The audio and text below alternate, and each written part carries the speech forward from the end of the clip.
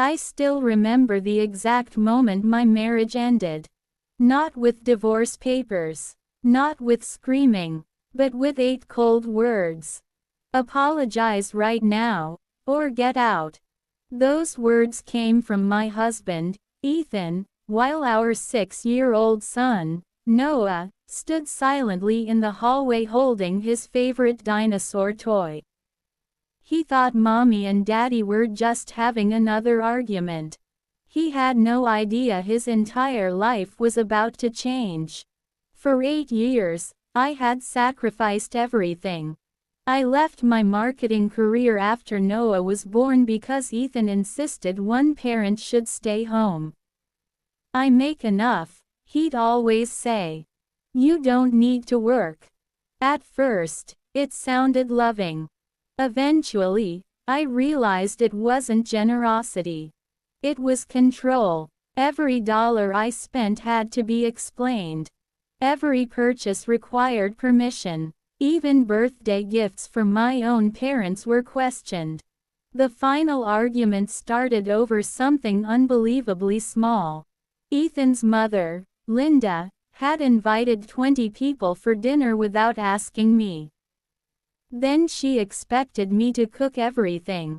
When I politely refused, saying I already had plans with Noah, Linda exploded.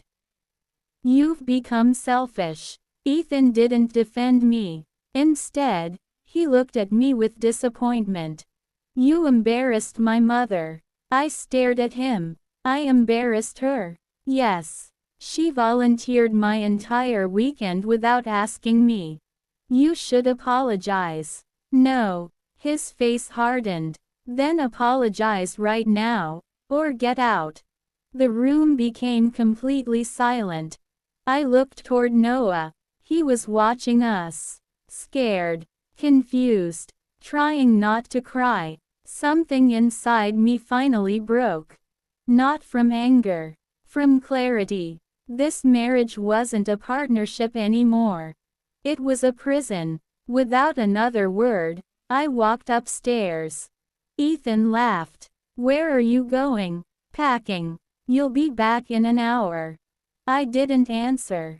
For the first time in years. I wasn't leaving to calm down. I was leaving for good. I packed only what mattered. A few clothes. Noah's favorite dinosaur. His school records.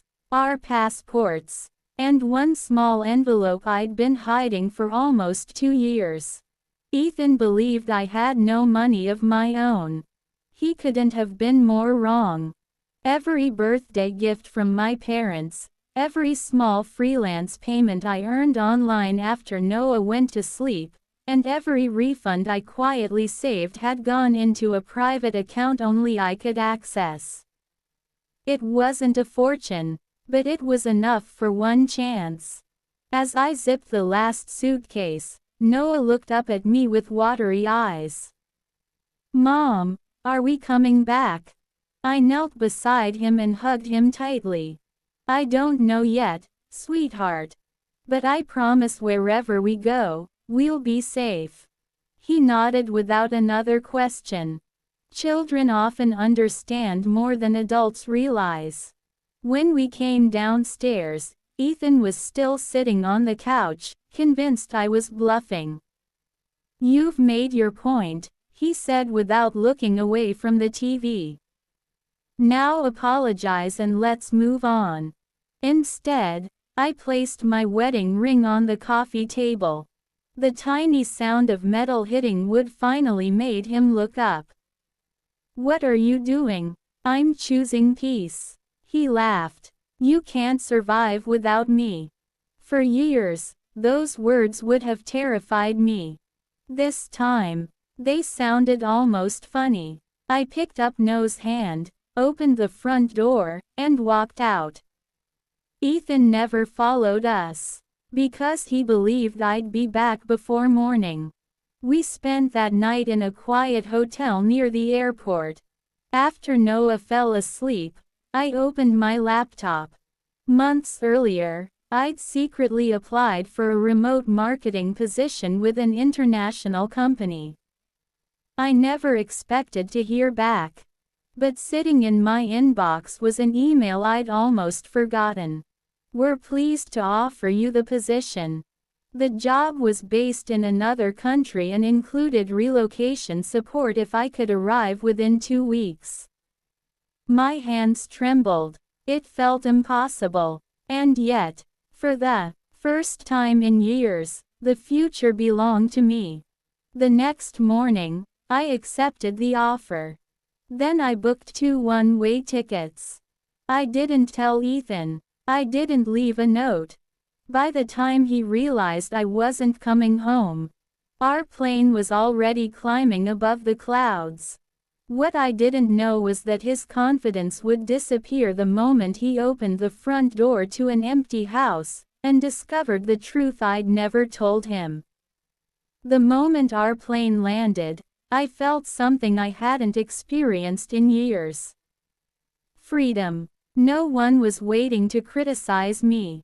No one was checking my spending. No one was telling me who I was allowed to be. Noah squeezed my hand and smiled. "Mom, is this our new home?" I looked at the unfamiliar skyline outside the airport windows. "I think it just might be." The company had arranged a small furnished apartment for our first 3 months. It wasn't luxurious, but to us it felt like a palace. It was quiet, safe, and filled with hope. Within weeks, I started my new remote marketing job. The team valued my ideas, encouraged my creativity, and paid me more than I'd earned before leaving my career years earlier. Noah adjusted surprisingly fast. He made friends at his new school, loved exploring the parks, and laughed more than I had heard him laugh in years. One evening, as we ate pizza on the living room floor, he looked at me and said, "Mom, you smile all the time now." His words hit me harder than any argument ever had. I hadn't realized how much of myself I'd lost. Back home, Ethan's life was unraveling. At first, he assumed I would return after a few days. Then he started calling. Dozens of missed calls. Hundreds of text messages. Some were angry. Some demanded I come back. Others blamed me for breaking the family. I ignored everyone. Then, 3 weeks later, my phone rang from an unfamiliar number. Against my better judgment, I answered. It was Ethan. His voice sounded nothing like the confident man who had ordered me to apologize. I made a mistake. I stayed silent. I've been looking everywhere for you. You told me to leave. I didn't think you'd actually go. I did. There was a long pause. Then he whispered, "Please, come home." I looked across the room. Noah was building a tower of blocks, laughing to himself without a care in the world. For the first time in years, our home felt peaceful. I finally replied, "We are home." I ended the call. I thought that would be the end of it. I was wrong. 2 days later, someone knocked on my apartment door. When I opened it, I froze. Standing there wasn't Ethan. It was his mother, Linda, and the expression on her face told me she hadn't traveled halfway around the world to apologize. The moment I opened the door, Linda stood there with a perfectly pressed coat, a designer handbag, and the same judgmental expression I'd seen for years. She looked past me into the apartment before speaking. "So, this is where you've been hiding." I folded my arms. "I'm not hiding. You weren't invited." She ignored the comment and stepped inside without waiting for permission. "I came because Ethan is miserable." I calmly closed the door. "That sounds like something he needs to work on." She scoffed. "You've always been dramatic." You took his son away just because of one argument. I looked her straight in the eyes. It wasn't one argument. It was years of disrespect. It was years of control. And the day he told me to apologize or leave, I finally believed him. For the first time, Linda had no quick reply. Just then, Noah ran into the living room carrying a drawing. "Mom, look what I made." He stopped when he noticed Linda. She smiled awkwardly. "Hi, sweetheart." Noah hid behind me. He remembered every time she'd criticized me in front of him.